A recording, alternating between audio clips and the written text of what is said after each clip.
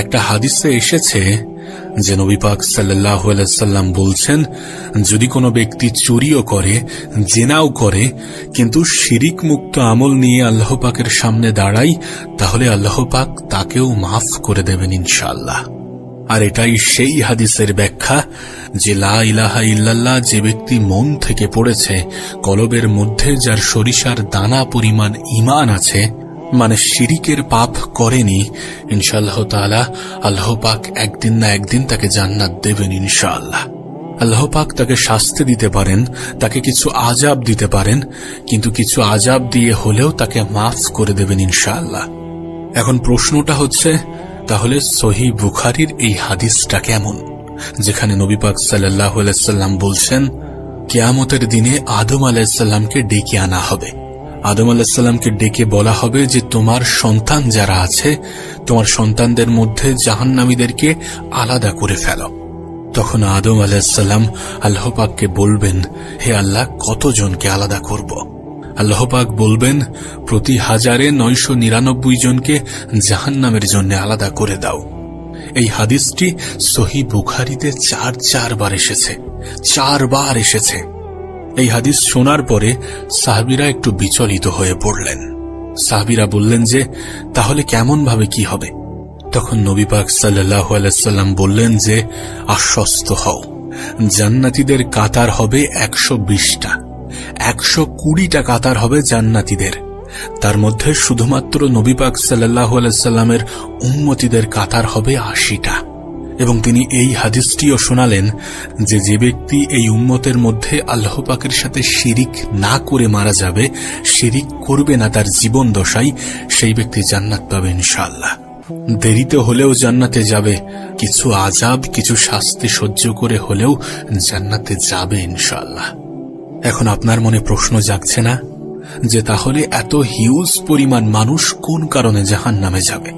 কি এমন কারণ যেগুলোর জন্য এত বেশি পরিমাণ মানুষ জাহান্নামে যাবে? এমন প্রশ্ন কি আপনার মনে জাগছে না, আসছে না? আমার আপনার আল্লাহ কিন্তু বলে দিয়েছেন যে আল্লাহ পাক শিরিক ছাড়া যে কোনো গুনাহ আল্লাহ পাক মাফ করে দিতে পারেন। তাহলে এত মানুষ জাহান্নামে যাচ্ছে, তার কারণ তাদের আমল নামায় কোন পাপ থাকতে পারে? অবশ্যই শিরক। ইবলিস এবং তার অনুসারীরা এই উম্মতীদেরকে বিভ্রান্ত করার জন্য শিরিকের একটা ব্যাপক প্রচার চালিয়েছে, একটা ব্যাপক ছয়লাভ ছড়িয়ে দিয়েছে। এখানে আর একটা বিষয় আছে, সেটাকেও গুরুত্ব দেওয়াটা প্রয়োজন, সেটাকেও মনে রাখাটা প্রয়োজন, যে এই উম্মতের 70,000 মানুষ বিনা হিসাবে জান্নাতে যাবে। হ্যাঁ, এই উম্মতেরই 70,000 মানুষ বিনা হিসাবে জান্নাতে যাবে, যাদের মধ্যে 1 নম্বর হচ্ছে যারা পাখি উড়িয়ে ভাগ্য গণনা করে না। এটার মধ্যে শিরিক আছে কি নেই? অবশ্যই শিরিক আছে। 2 নম্বর যারা আগুনের ছ্যাঁকা ট্যাকা দিয়ে চিকিৎসা পদ্ধতি অবলম্বন করে না। 3 নম্বর যারা হারাম অবৈধ কোনো ঝাড়ফুঁক করে না, কোনো তাবিজ টাবিজ দিয়ে কবিরা গুনার সাথে যুক্ত হয় না, যারা সর্ব অবস্থাতে আল্লাহর উপরে তাওয়াক্কুল করে, এমন 70,000 মানুষ বিনা হিসাবে জান্নাতে যাবে ইনশাআল্লাহ। এটাও নিজের মাথার মধ্যে প্রবেশ করিয়ে নেন। এবার আসুন, ইবলিস এবং তার অনুসারীরা কয়ভাবে শিরিককে ছড়িয়েছে? এর উত্তর হবে 3 ভাবে। মূলত 3 ভাবে শিরিক ছড়িয়েছে। প্রথমত হচ্ছে শিরিক ছড়িয়েছে বিশ্বাসের মধ্যে। এই পৃথিবীর কিছু মানুষ এখনো এমন আছে যারা এটা বিশ্বাস করে না যে এই পৃথিবীকে সৃষ্টি করেছেন মহান রব্বুল আলামিন। তারা মনে করে যে এই মহাবিশ্ব সৃষ্টি হয়েছে বিগ ব্যাং থেকে। কোরআনের সূরা আম্বিয়ার মধ্যে একটা কথা আছে, আল্লাহ পাক বলছেন, কাফেররা কি লক্ষ্য করে দেখে না যে আসমান সমূহ, সমস্ত জমিন একটা বিন্দুর মধ্যে ছিল, আমি এটাকে বিচ্ছিন্ন করে দিয়েছি। যদি তারা বলেও যে বিগ ব্যাং থেকে পৃথিবী সৃষ্টি হয়েছে, তাহলে আমরা বলবো এই বিগ ব্যাংকের স্রষ্টাও হচ্ছে মহান রব্বুল আলামিন, আল্লাহ রব্বুল আলামিন। আচ্ছা বলেন তো, এই যে চিন্তা যে আল্লাহ বলতে কেউ নেই, এ পৃথিবীতে সবকিছু এমনি এমনি হচ্ছে, এমনি এমনি চলছে, এই চিন্তা ভাবনা কি শিরিকের চিন্তা ভাবনা নয়? কেউ কেউ এমনটাও মনে করেন যে আল্লাহ আছেন এবং তার সাথে আরো কিছু স্রষ্টাও আছেন, এবং এই সংখ্যাটা কোটির উপরে। এ পৃথিবীতে অনেক মানুষ আছে যারা বিশ্বাস করে যে আল্লাহর সাথে আরো কিছু স্রষ্টা আছেন। আপনি খ্রিস্টানদের দিকে তাকান, তাদের চিন্তাভাবনা, তাদের চলাফেরা, তাদের বিশ্বাসের দিকে তাকান, তাহলে অনেক কিছু স্পষ্ট হয়ে যাবে। সূরা মরিয়মে আল্লাহ পাক উল্লেখ করেন, তারা এমন একটা কথা বলে, তারা বলে যে আল্লাহ সন্তান গ্রহণ করেছেন। নাউজুবিল্লাহ।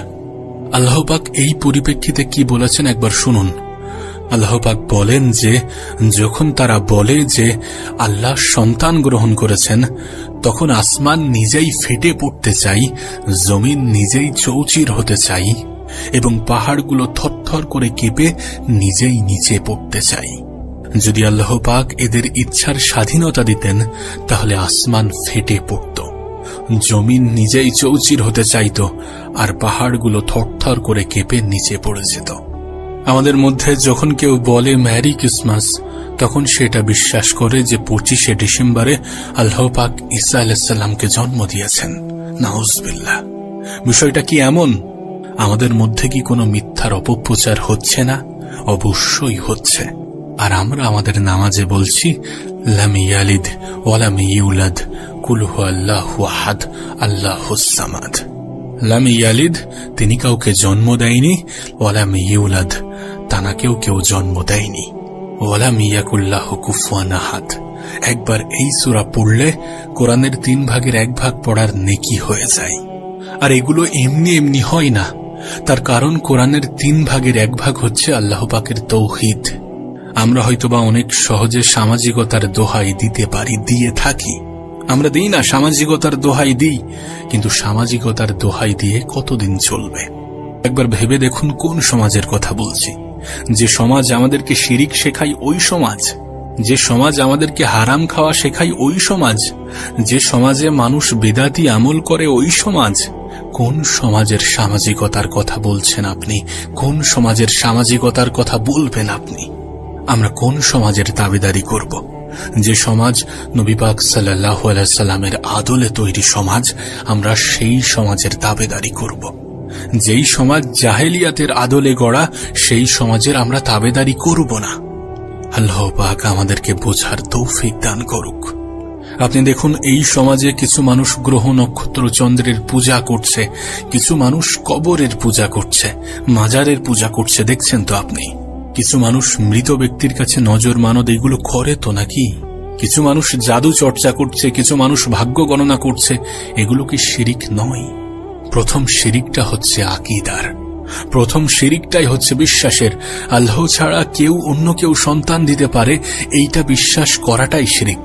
আমরা মনে করি না যখন কারো সন্তান হয় না কত রকমের তাবিজ হেন তেন করছি, আর আমরা মনে করছি যে ওইটা করার জন্য আমাদের সন্তান হয়েছে, ওইটা করার জন্য আমাদের পরিবারের হাসি ফুটেছে, আমাদের পরিবারে হাসি এসেছে। এগুলো প্রত্যেকটাই শিরিক, এগুলো প্রত্যেকটাই শিরিক। যদি